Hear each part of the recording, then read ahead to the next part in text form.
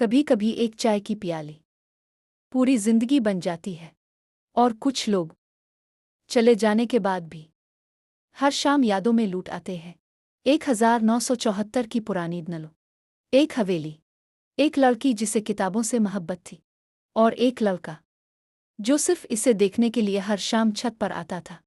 پرانی نلو کی تنگ گلیاں، بارش کے بعد مٹی کی خوشبو، چھتوں پر بیٹھے کبوتر، اور شام ہوتے ہی جلتے لالٹین اور چراغ، دور سے آتی اذان، اور حویلی کی بالکنی میں بیٹھی صابرہ بیگم، سفید لباس، ہاتھ میں رومی کی کتاب، اور آنکھوں میں عجیب سی خاموشی۔ سامنے والی چھت پر علی رضا، جو اپنے ابوا کے ساتھ پرانی گھڑیاں بنانے کا کام کرتا تھا، بہت کم بولتا تھا، مگر اپنے دل کی دھڑکنوں کو کبھی سمجھ نہیں پایا۔ دونوں روز ایک دوسرے کو دیکھتے۔ ان دنوں عشق لفظوں سے نہیں، نظروں سے سمجھا جاتا تھا۔ ان شاموں میں روشنی اکثر لالٹین اور چراغوں سے ہوا کرتی تھی، صرف حویلی کی بالکنی میں بیٹھی صابرہ کی پرچھائی دکھائی دے رہی تھی۔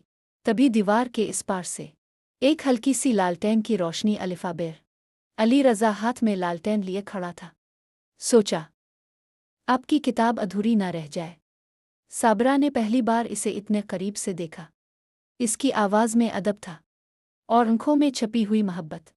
صابرہ ہلکا سا مسکرائی۔ اندر آئیے، چائے تو پئیں گے نا؟ اور وہی تھی ان کی پہلی چائے، اس شام کی چائے، جو ان کی محبت کی پہلی داستان بن گئی۔ اس دن کے بعد ہر جمعہ علی حویلی آنے لگا، کبھی پرانی گھڑی ٹھیک کرنے کے بہانے، کبھی کتاب واپس کرنے کے لیے، اور کبھی صرف صابرہ کے ہاتھ کی چائے پینے۔ صابرہ اسے رومی کی شاعری سنایا کرتی۔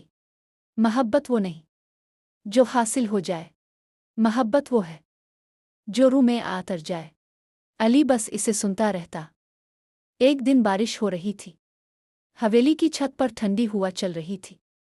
صابرہ نے اپنی ڈائری سے ایک کاغذ پھاڑا اور خاموشی سے چائے کی پیالی کے نیچے رکھ دیا۔ علی نے کاغذ الفاٹ الف اس پر لکھا تھا۔ علی نے کاغذ الفاٹ الف اس پر لکھا تھا، اگر محبت اظہار مانگے تو میری آنکھیں پڑھ لینا۔ اس لمحے پہلی بار علی کی آنکھیں بھر آئیں۔ کچھ دنوں بعد حویلی کے باہر شہنائیوں کی آوازیں سنائی دینے لگے۔ صابرہ کی شادی طے ہو چکی تھی، پورا گھر روشنیوں سے سج گیا، مگر علی کی دنیا اندھیری ہو گئی۔ اس شام وہ آخری بار حویلی آیا۔ دونوں خاموشی سے بیٹھے رہے۔ چائے ٹھنڈی ہو گئی، نہ کسی نے روکا، نہ کسی نے اظہار کیا، کسی نے کچھ نہیں کہا۔ جاتے وقت صابرہ نے دھیمی آواز میں کہا، کچھ محبتیں مکمل نہیں ہوتی، مگر ہمیشہ کی ہوتی ہیں۔ اور پھر وہ چلی گئی، ہمیشہ کے لیے۔ اس کے بعد صابرہ کبھی اس حویلی میں واپس نہیں آئی۔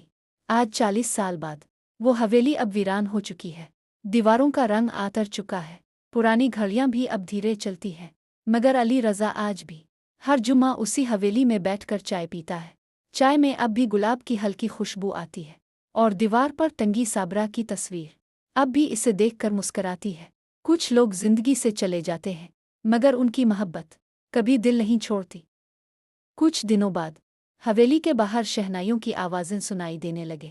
صابرہ کی شادی طے ہو چکی تھی، پورا گھر روشنیوں سے سج گیا، مگر علی کی دنیا اندھیری ہو گئی۔ اس شام وہ آخری بار حویلی آیا۔ دونوں خاموشی سے بیٹھے رہے۔ چائے ٹھنڈی ہو گئی، نہ کسی نے روکا، نہ کسی نے اظہار کیا، کسی نے کچھ نہیں کہا۔